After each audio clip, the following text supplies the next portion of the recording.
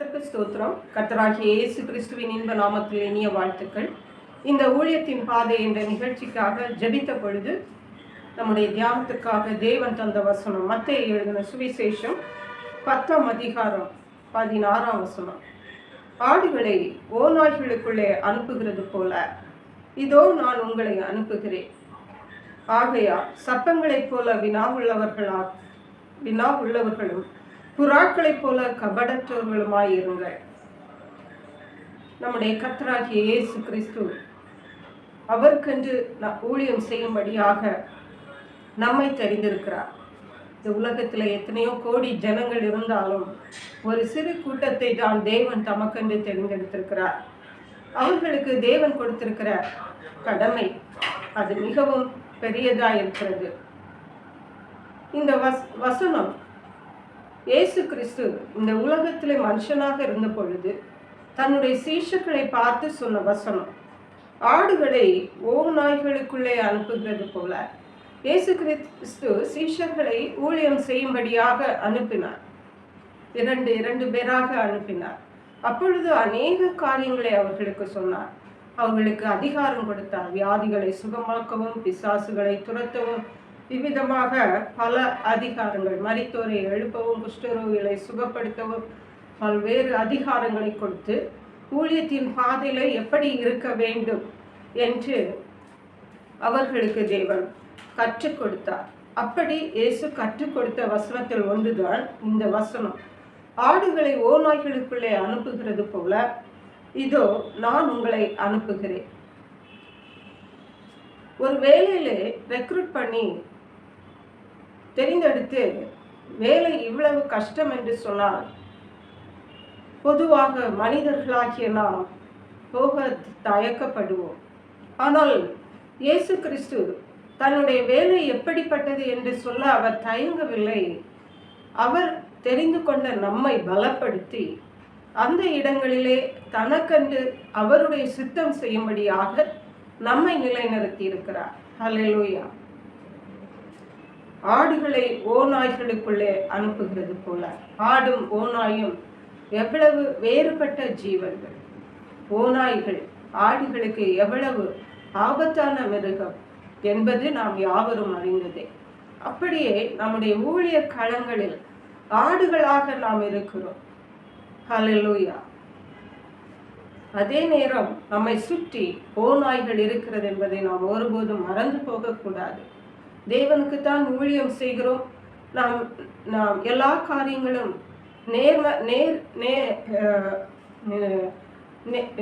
நேர்மறையாகவே இருக்கும் என்று நாம் எப்போதும், அதாவது பாசிட்டிவாகவே இருக்கும் என்று நாம் எப்போதும் நினைத்து விடக்கூடாது. இயேசு சொன்னார், ஓநாய்களுக்குள்ளதான் நான் உங்களை அனுப்புறேன். அதனால நீங்க பாம்பை போல வினா உள்ளவர்களாயும் புறாக்களை போல கபடற்றவர்களாயும் இருக்க வேண்டும் என்று சொன்னார். பாம்பு போல வினாவும், நம்மை சுற்றி என்ன நடக்கிறது, நம்மை சுற்றி உள்ளவர்கள் எப்படி இருக்கிறார்கள், இப்படியெல்லாம் நாம் நம்மை ஊழியத்தின் பாதையில நாம் வினாவுள்ளவர்களாக காணப்பட வேண்டும். புறாக்கள் அதே நேரம் புறாக்களை போல கபடற்றவர்களாய் இருக்க வேண்டும். மற்றவர்களுக்கு நாம் எந்த தீமையும் செய்கிறவர்களாய் இருக்கக்கூடாது. நம்மள எந்த கபடும் காணப்படக்கூடாது. அதை தான் தேவன் நம்ம இன்றைக்கு எதிர்பார்க்கிறார். சொல்லிவிட்டு இயேசு சொன்னார் அடுத்த வசனத்துல, மனுஷரை குறித்து எச்சரிக்கையாயிருங்கள். ஹல்லேலூயா. மனுஷர்களை நேசியுங்கள், ஒருவர் அன்பு கூறுங்கள் என்று சொன்ன தேவன் ஊழியர்களுக்கு ஊழியத்தின் பாதையிலே மனுஷரை குறித்து எச்சரிக்கையாயிருங்கள். மனுஷரின் மேல் அன்பு இருந்தால்தான் நாம் தேவனுடைய சுவிசேஷத்தை அவர்களுக்கு சொல்ல முடியும். மனுஷர் மேல் அன்பு செலுத்துவது நம்முடைய கடமை. அதே நேரம் மனுஷர்களை குறித்து நாம் எச்சரிக்கையாயிருக்க வேண்டியது அவசியமாய் காணப்படுகிறது. ஏனென்றால் கீழே உள்ள வசனங்களிலே வாசிக்கும் பொழுது, உங்களை ஆலோசனை சங்கத்துக்கும் அதிகாரிகளுக்கும் ராஜாக்களுக்கும் முன்பாக உங்களை கொண்டு போய் நிறுத்துவார்கள். அப்பொழுது நீங்கள் என்ன பேசுவோம் என்று பயப்படாதிருங்கள். ஏனென்றால் பேசுகிறது நீங்கள் அல்ல, பிதாவின் ஆவியானவரே உங்களிலிருந்து பேசுகிறவர் என்று சொல்லப்பட்டிருக்கிறது. ஹல்லேலூயா. ஊழியத்தின் பாதையிலே கடினமான பாதை என்று தேவன் இயேசு சொன்னாலும் அதற்குரிய காரியங்களை, பரிகாரங்களை தேவன் நமக்கு செய்கிறவராய் இருக்கிறார் என்பதை நாம் ஒருபோதும் மறந்து போகக்கூடாது. ஹல்லேலூயா.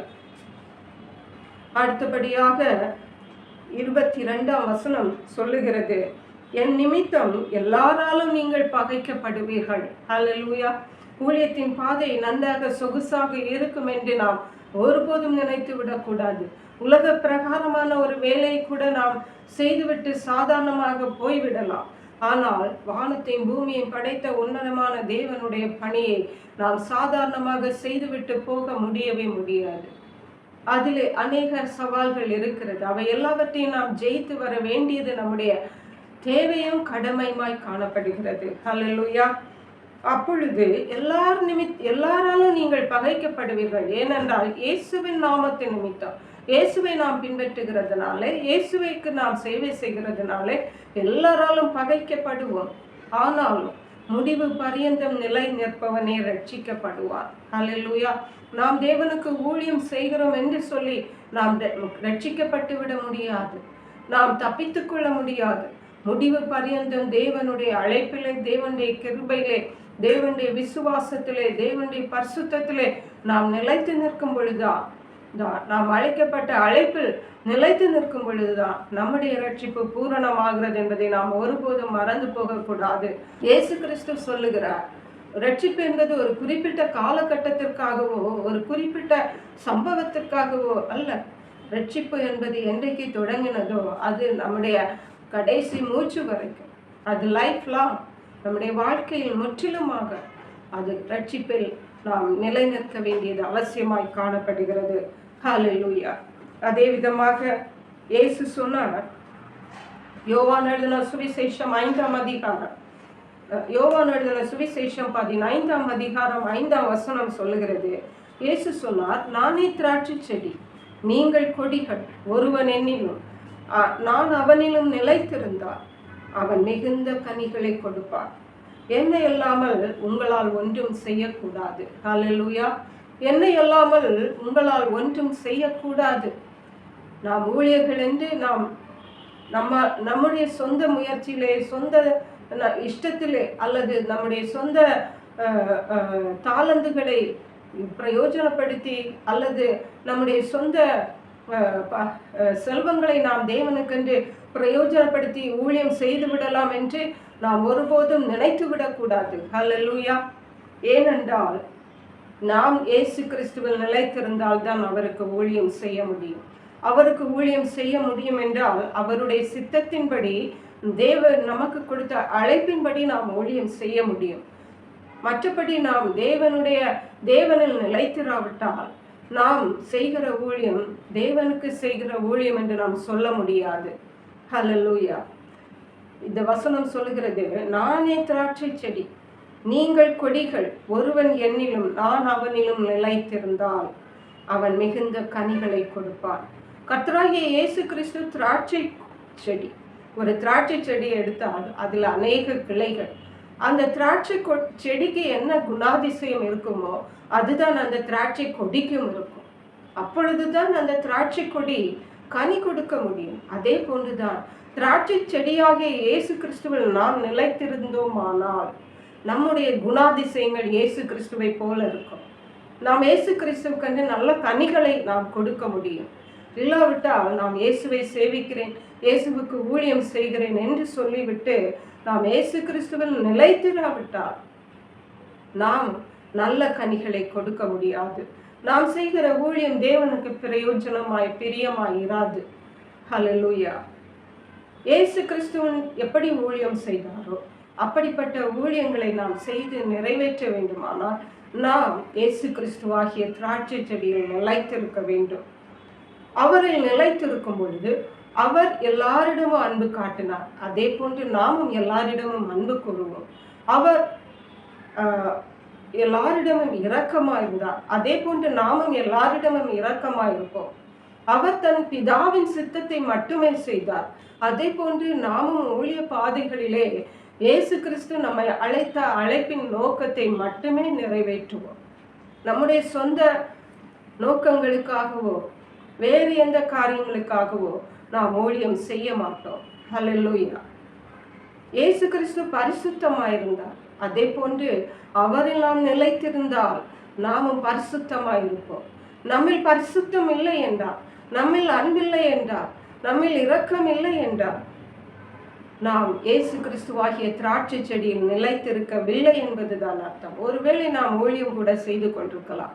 இயேசு கிறிஸ்துவின் இடத்தில் இருந்த அன்பு, இயேசு கிறிஸ்துவனிடத்தில் இருந்த இரக்கங்கள், இயேசு கிறிஸ்துவனிடத்தில் இருந்த மன உருக்கம், இயேசு கிறிஸ்துவனிடத்தில் இருந்த பரிசுத்தம் நம்மில் இல்லை என்றால் நாம் கர்த்தராகிய இயேசு கிறிஸ்துவில் நிலைத்திருக்கவில்லை என்பதுதான் அர்த்தம்.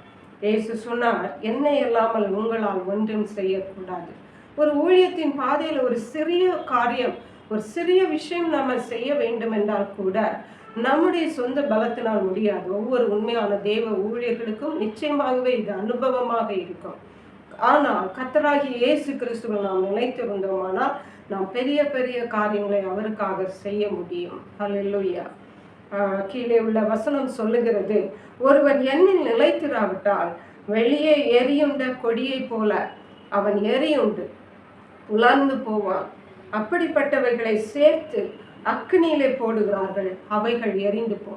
இயேசு கிறிஸ்துவில் நிலைத்திருக்கிறதற்கும் நிலைத்திராதற்கும் உள்ள வித்தியாசத்தை இயேசு கிறிஸ்து இங்கு அழகாக சித்தரித்து சொல்கிறார். ஹல்லேலூயா.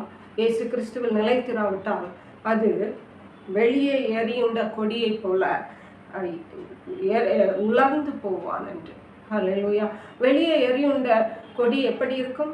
சில நேரம், சிறிது நேரம் அல்லது சிறிது நாட்கள் அது ஒருவேளை நல்ல கொடி போல இருக்கும். ஆனால் நாட்கள் செல்ல செல்ல அது உலர்ந்து அது ஒன்றுமில்லாமல் போகும்.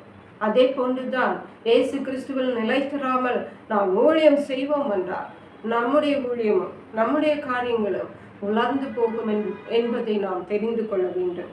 அப்படிப்பட்டவைகளை சேர்த்து தேவன் அக்னியிலே போடுகிறார், அவைகள் எரிந்து போம் என்று சொல்லுகிறார். ஹல்லேலூயா. நீங்கள் என்னிலும் என் வார்த்தைகள் உங்களிலும் நிலைத்திருந்தால் நீங்கள் கேட்டுக்கொள்ளுகிறது எதுவோ அது செய்யப்படும். நம்முடைய ஊழியத்தின் பாதையில நாம் கர்த்தராகிய இயேசு கிறிஸ்துவில் நாம் நிலைத்திருப்போம்.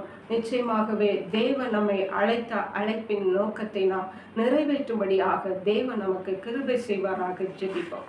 எங்களை கிருபையை நேசித்து பாதுகாத்து வழி நடத்துகிற எங்கள் அன்பின் தகப்பனே, ஆசீர்வதிக்கப்பட்ட இந்த நல்ல ஊழியத்தின் பாதை இந்த நிகழ்ச்சிக்காக நன்றி. இந்த நாளிலும் ஆடுகளை ஓநாய்களுக்குள்ளே அனுப்புகிறது போல நான் உங்களை அனுப்புகிறேன் என்று சொன்னீங்க.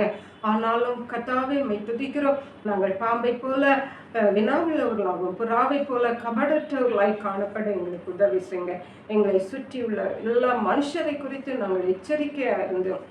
கர்த்தருடைய ஊழியத்தை உண்மையோடு உத்தமத்தோடு செய்ய எங்களுக்கு கிருபை தந்து வழி நடத்துவீராக. முடிவு பரியந்த நாங்கள் கர்த்தருடைய விசுவாசத்திலே ரட்சிப்பிலே நிலைத்து நின்று நாங்கள் ரட்சிக்கப்பட உதவி செய்யுங்க. நன்றி பரிசுத்த ஆவியானவரே. இயேசு கிறிஸ்துவாகிய திராட்சை செடியில நிலைத்திருந்து நல்ல கனிகளை தர கிருபை தருவீராக. நன்றி பரிசுத்த ஆவியானவரே. மீட்பர் ரட்சகருமாகிய இயேசு கிறிஸ்துவின் இன்ப நாமத்தில் ஜெபிக்கிறோம் எங்கள் அன்புள்ள பரமபிதாவே. ஆமென். God bless you.